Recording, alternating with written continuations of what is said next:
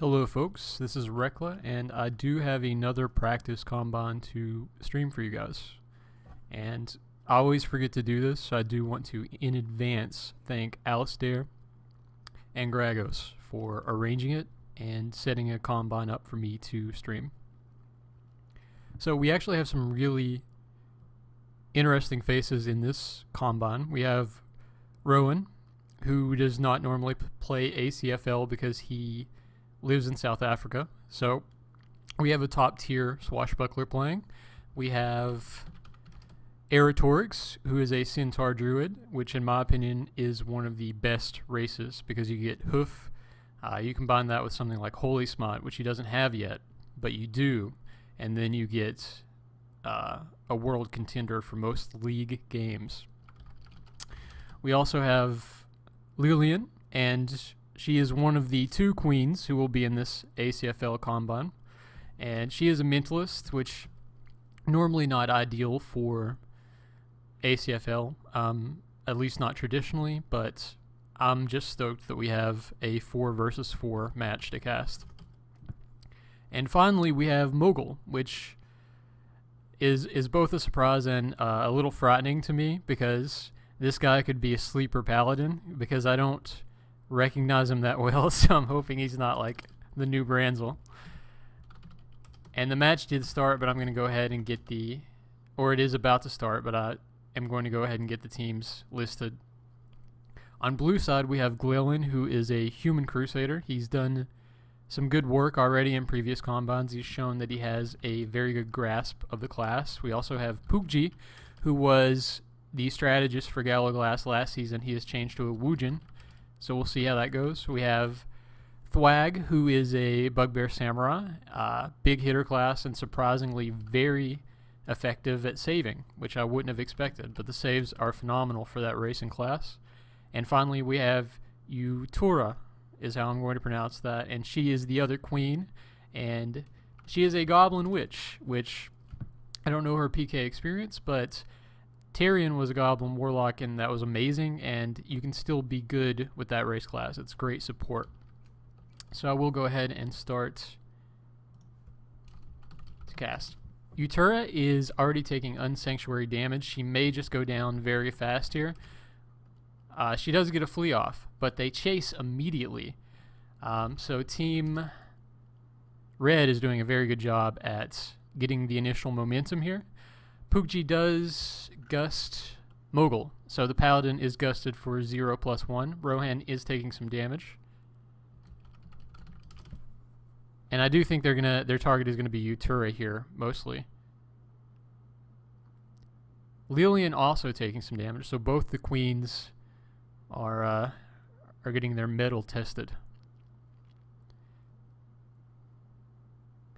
Glelin is hitting Rohan with Thag very hard.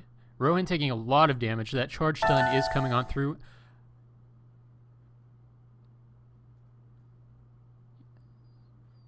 Very nasty damage on Rohan, so he does need heals from either Mogul or Eratorix at this point. Utura taking Eradicates still with cause fatality, so that means something has to be down, probably Sanctuary.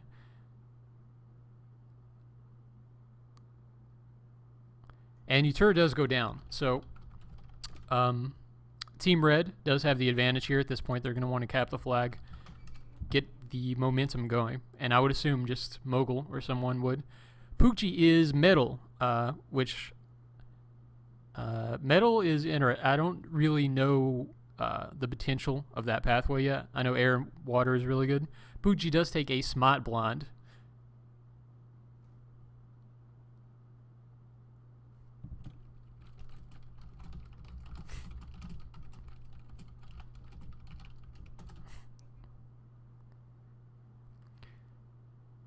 So Rohan is still living. He must not be as hurt as I think he is. I mean, as Phil said, red is actually not that bad. But Mogul and Rowan are both in the red right now, but again, they have the advantage. They are 4 versus 3 at the moment. Lillian taking a lot of damage though. It looks like they are targeting the queens here. It's an old-fashioned game of chess, folks.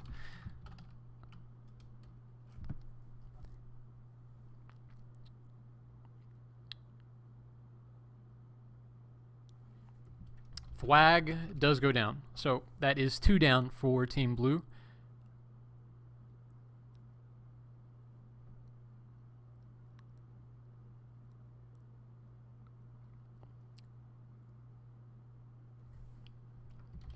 Okay, so Mogul is running east to blue. I did not see a flag capture yet. I mean, by now it should have been past the time that the flag was captured, so I could have just missed it. Lillian's still taking a lot of damage, but she's making it out, and so far, Team Red does very clearly have the advantage here. Glellen just switching out of his Monogear. So Glellen is still in good shape, but his team is also dead. He is also trying to get Lillian dead immediately, and she may die here. It looks like it, yes. She does go down, so that's not quite as bad. It becomes a 3 versus 2 advantage, I believe. But they do have the flag rolling, so they are going to get... They're probably going to get a capture off this. We'll see. Rowan is still hurt. So it really depends on the condition of Team Red on whether or not this backfires. But Mogul is going to get mounted up. Glellen charging Rowan. I just want to point out Glellen has played a fantastic game so far. He's stayed on the same 2 targets in order to make sure that he at least gets some momentum even if his team is going down. Rohan, though, switches to Pukji, and you do not want to be a pixie with a human swashbuckler on you. And Pukji does get out of there. Rohan's still taking a lot of damage, but Glellen is also just getting beat up. Glellen does flee and get out of there. After the dismount, that's when a Crusader is especially vulnerable.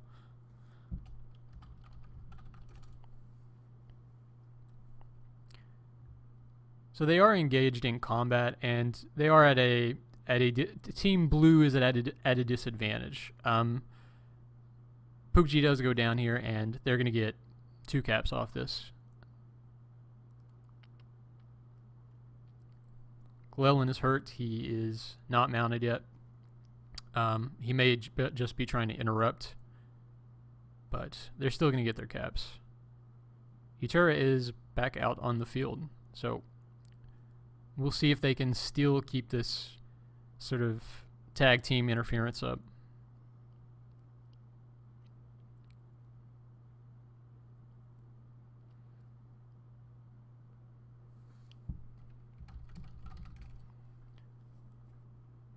Rohan getting a big init on that charger. See, if the swash can hit early, then the Crusader can't do that much. You're still gonna... The mounts didn't really come up with the power creep. Utura does take the flag in order to play some interference. She gets dispelled, and she has air torques on her. This may be a bad idea. She did the right thing. She knew that she had to go out there and capture, but she did take an immediate dispel. It looks like she doesn't have Sanctuary Potions. She's going to die, yeah, almost immediately. And Red Team does take the cap off that, and they also kill one of Blue Team immediately, which maintains the disadvantage that they have.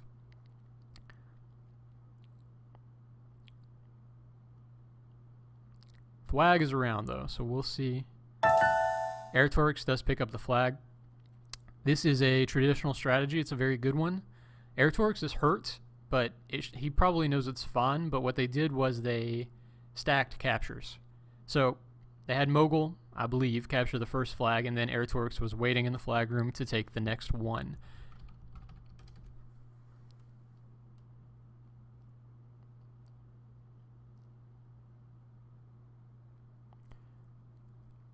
Glellen still intient on hitting Rowan, but Rowan just gets a big round off him after that and it. Thwag is on Rowan as well, though, and that Bugbear Samurai, Rowan is not quite the beast. He's a great player, but he's still a normal human swashbuckler in the ACFL.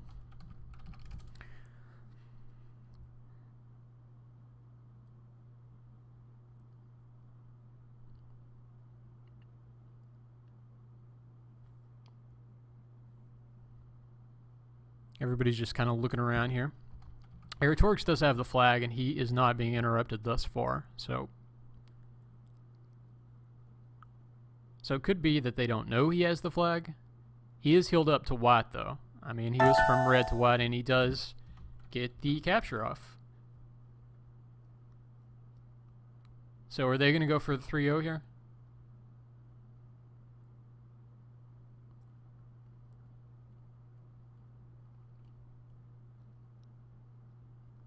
No, it looks like they're just going to engage for now.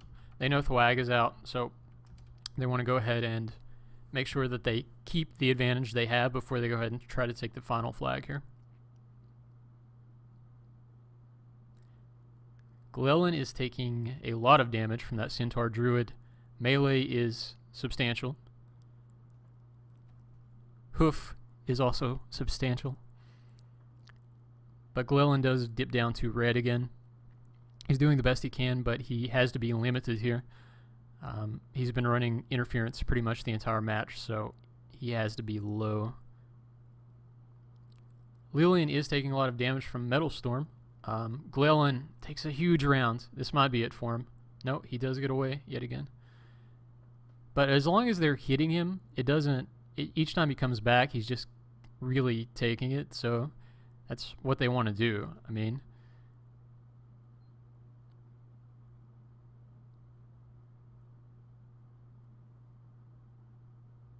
Aerotorix does take a bash from Thwag, but Thwag is on the Wild Bear, so no harm, no foul.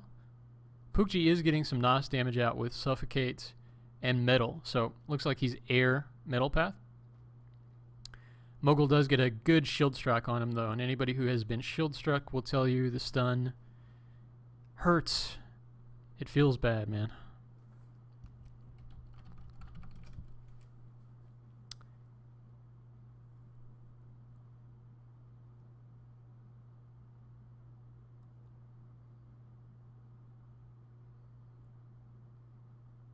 Pugji is still trying to do some work on Rowan, and Glellen is taking damage again. I'm actually amazed he has been able to live this long. I would assume he has very little mana left. Utura is back out, though. Lillian also taking a lot of damage. Both the mage tops have been the targets pretty much this entire game. And I understand why. I mean, it creates a 3 versus 4 advantage very quickly. If you kill the mage top, they don't traditionally have that fantastic of defenses.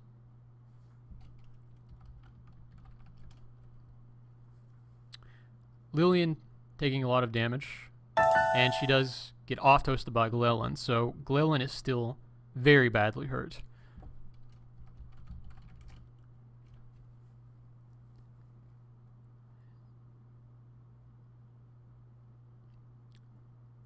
Aerotorix does get spit blind by Utura. So that's good work by her.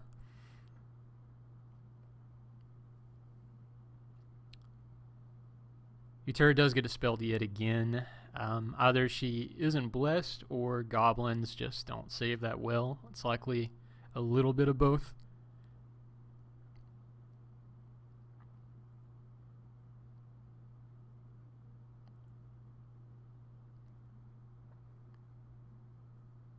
Utura is in red.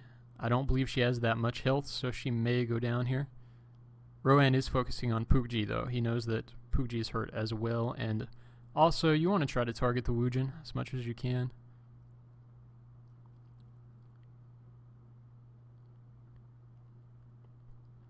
And Utura does go down. Rohan is offed. Gleilin is in off range. Rowan is also in off range. Pretty much all we're seeing here is red. So we're going to see what happens. Shield strike on Gleilin. He was off to last toast. And he gets away again. He's doing a good job. At least playing the evasive role while still irritating the other team. Gleilin does finally go down. And Mogul gets Pixie Blonde, which is not as bad as it used to be. I believe it's 1+0 at this point. It used to be quite a bit more.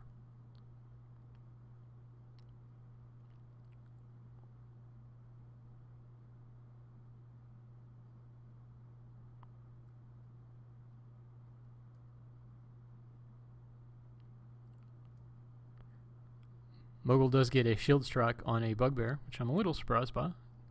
And another one. Pugji does pick up the flag for Team Blue. Presumably he knows he has to delay.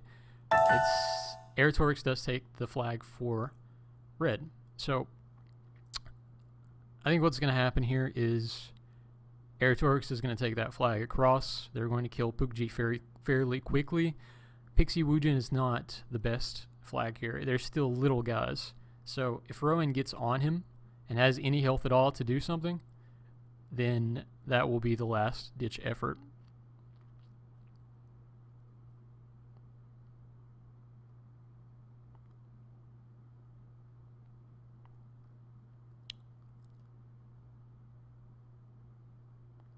Okay, so it looks like they're walking the flag across together.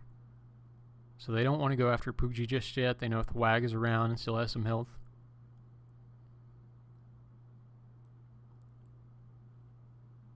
They are working down Thwag. He's got surprisingly good defenses, surprisingly good saves.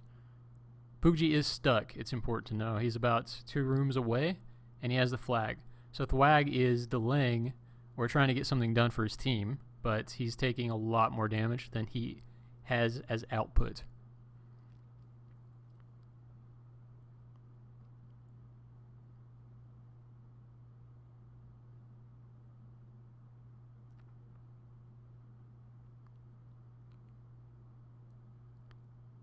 And it does look like, at best, this will be a delaying tactic. Thwag is pondering his existential lifestyle.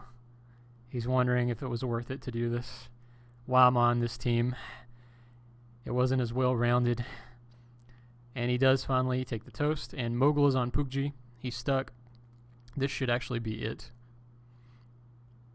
Aerotorix is moving toward the west. And he's only a few rooms away from capturing his flag, and Mogul is on Pugji. Rowan is also on Pugji. When Pugji dies here, Aerotorix will be about 2-3 rooms away, and that should be it. There's 13 seconds until the next tick. He has time. This should be the victory lap. 1 room left. And Team Red does take this quite soundly. And to be fair, Team Blue did a good job, but Team Red was better balanced. I mean, that is a good team regardless of the players. I mean, okay, so you don't want a mentalist ideally. She looked like she kept her team casted, like buffed most of the match, so credit to her. But everything else, like Centaur Druid, Human Swashbuckler, Human Paladin, that's a good ACFL team. That's a really good team. So that is going to be the end of the cast for now. I do want to thank Alice Adair and Gragos for hosting this. I don't get to say thank you to you guys enough. You guys are the silent partners, but we really do appreciate it. I hope you guys at least enjoy the format. I hope when you set out to do this, you like doing it. But I do want to say we certainly appreciate it, and hope you guys enjoyed the stream. So I do want to say the new schedule for the ACFL is up, and I believe it starts April 20-something. So my guess is that the draft will be in just a few days. So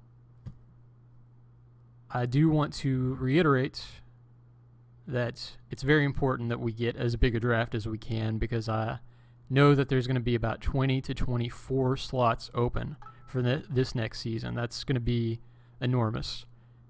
Every team that you knew previously with their starting lineups is essentially changing in a very big way. It's going to be, I think, the most exciting season we've ever had.